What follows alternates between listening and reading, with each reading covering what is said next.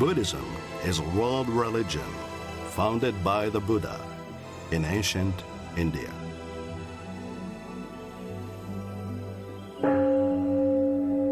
Buddhists seek wisdom, meaning, inner peace, and freedom from greed, hatred, and ignorance.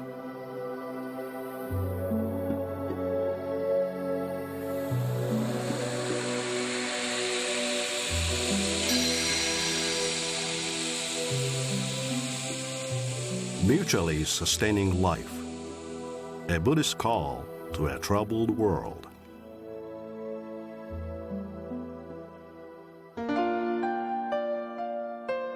For one who has completed the journey, for one who is free from sorrow, for one who is free from all fetters, there are no anxieties. Hi, I trust you're having a good day, and it's our hope that you will find something worthwhile in this program to add further meaning to your day and beyond. Let's begin by discussing the fourth of the four marks of existence, which is nirvana is peaceful and tranquil, or rephrase, life can be great.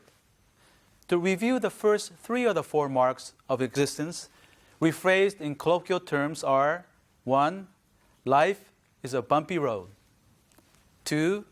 Life is interdependent. And 3. Life is impermanent. This fourth mark, nirvana is peaceful and tranquil, or life can be great, differs from the first three as it refers to the realm of awakening. It is the state attained by Shakyamuni Buddha when he realized awakening under the Bodhi tree at the age of 35. This transformed him as the Buddha, which literally means the awakened one. And all Buddhists ever since have regarded it as their cherished goal. Hence, awakening is the essence of the Buddhist religion. Here, this awakening is referred to as nirvana is peaceful and tranquil. Nirvana literally means blown out, or pointing to the state where one's fire of greed, hatred, and ignorance is extinguished. And such a state is indeed peaceful and tranquil. It should be pointed out that Buddhism has always recognized various stages of awakening, with Shakyamuni Buddha as having realized the ultimate stage. According to one standard teaching, there are 4 stages of awakening. At each stage, the fetters or blind passions such as greed, hatred, and ignorance are gradually extinguished. At the first stage, a person extinguishes 3 fetters, which are: 1. The false view that sees the self as having a separate and unconnected existence. 2. Any doubt about the Buddhist teachings and practices as having any efficacy. And 3rd, the belief that rituals and ethical actions alone can lead to awakening. At the second stage, the fetters of greed and hatred weaken. At the third stage, these fetters are extinguished. And at the fourth or final stage of awakening, all other fetters are extinguished, which include self-pride.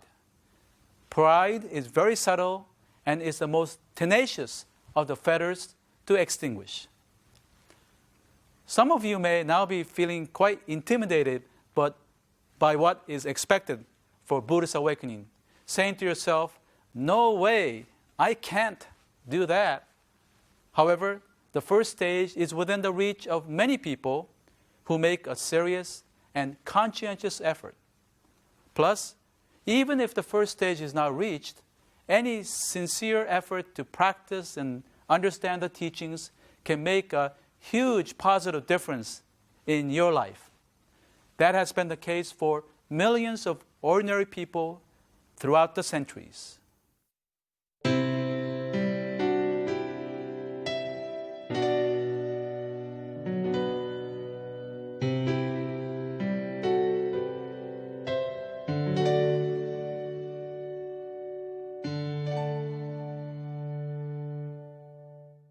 I would like to share with you a description of an awakened person as given to us by Jack Engler in a recent issue of Tricycle, a Buddhist review, an informative quarterly Buddhist magazine published in New York. The awakened person is an Indian woman named Deepa Ma, who lived and taught in Calcutta, India. Jack, an American, describes Deepa Ma, who served as his teacher, as follows. Deepa Ma was without any of the outward trappings or symbols of recognized teachers. Just a tiny woman in a tiny room in an impoverished neighborhood of old Calcutta, unknown outside her circle of friends and students, teaching in the traditional Indian way at home all day, every day, for anyone who wanted to come by and talk about Dharma. Deepa Ma is impressive, for she was a laywoman and teacher in a tradition where virtually all of the teachers had been monks. Further, she was a widow in a society where widows normally stay confined to home. She overcame extreme personal difficulties. For instance, when she turned 41, her loving husband suddenly died. She had experienced 2 stillbirths and was enduring a number of life-threatening physical ailments, and the doctors told her she would die soon. Out of desperation, she began to practice Buddhism. Overcoming all of these obstacles, Deepa Ma had gone very far in her practice and is considered to have achieved the higher stages of awakening described earlier. Once, Jack told Deepa Ma that he felt that awakened state seemed kind of gray and dull. For once a person eliminated desire, anger, and passion, there seemed to be no juice. Jack asked, "Where is the pizzazz? Where is the chutzpah?" Deepa Ma immediately broke out laughing and responded, "Oh, you don't understand. Life was dull and boring before. Always the same routine, nothing new. Once you get rid of all that stale stuff you've been carrying around, every moment is fresh and new, interesting and alive. Now, everything has zest and taste. No 2 moments are ever the same."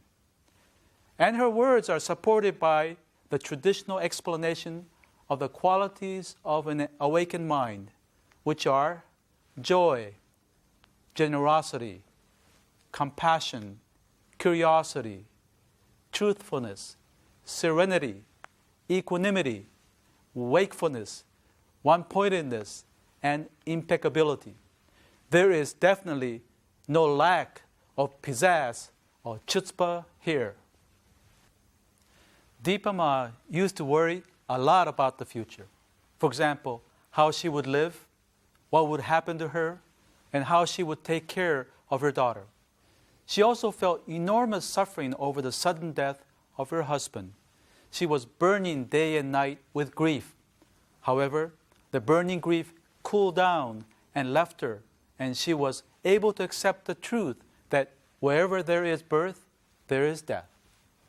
As for desire, Deepa Ma made a distinction between sense pleasure and sense desire. Sense pleasure, like pain, is part of the normal human experience. Sense desire, on the other hand, creates suffering. It is the grasping at pleasure and the avoidance of pain. What is called for, however, is for laypersons to train themselves and not to go to the extremes or cling to these sense pleasures. Otherwise, they will turn into sense desires, thereby leading to unnecessary suffering. One such example is sexuality.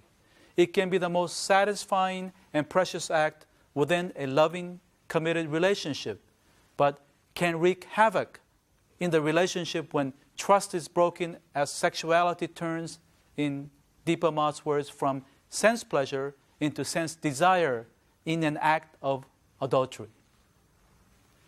In terms of relationships, Deepa Ma no longer divided and categorized people, saying to herself, "These are my friends and they are not." She saw that there was much attachment in such dichotomy, and in turn felt a loving kindness toward everyone. She still enjoyed being around people who talked about the teachings, the mind, or their spiritual life, and wanted to help if she felt she could.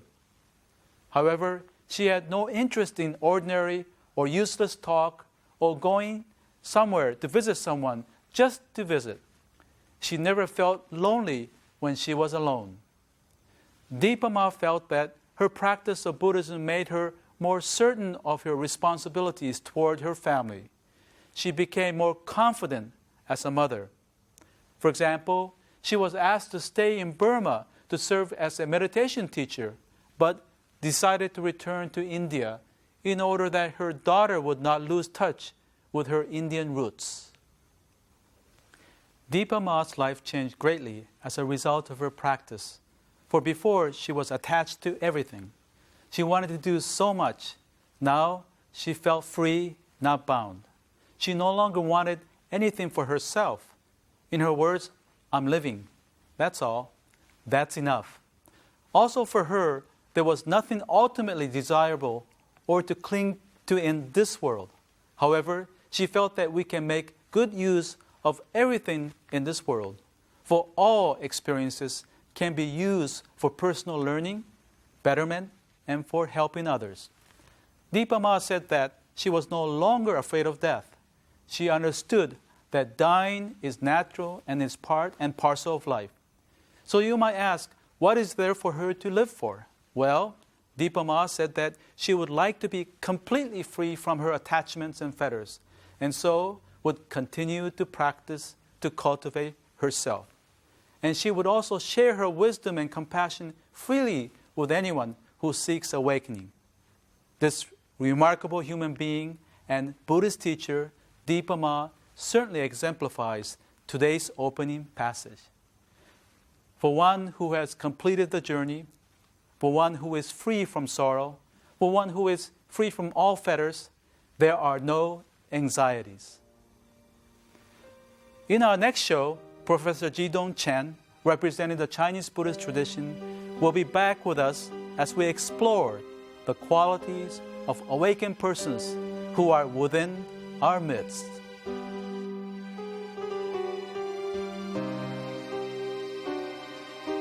We at Bukkyo Dendo Kyokai pursue peace and happiness for people around the world.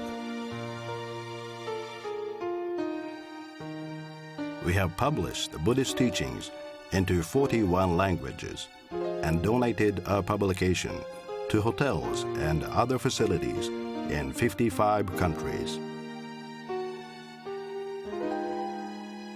We would like to share the Buddhist teachings with people around the world. That's our mission. Visit our website for more information.